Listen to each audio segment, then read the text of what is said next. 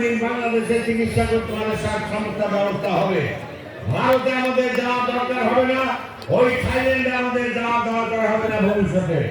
এই কাজটা তারেক রহমান করবে এবং আমার মা বোনের কাছে একটা ফ্যামিলি কার্ড সহ স্বাস্থ্য কার্ড থাকবে। সেই স্বাস্থ্য কার্ডে যখন আমার মা বোনের কাছে ডাক্তারের প্রয়োজন হবে, ওনারা টেলিফোন করে ডাক্তার আসি তাকে চিকিৎসা দিতে পারুন।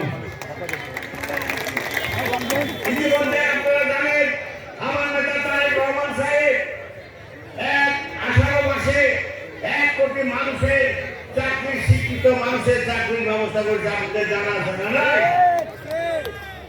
1 কোটি শিক্ষার্থীদের চাকরির ব্যবস্থা করবে এবং বেকার সমস্যার সমাধান করবে আমার নেতা তারেক রহমান।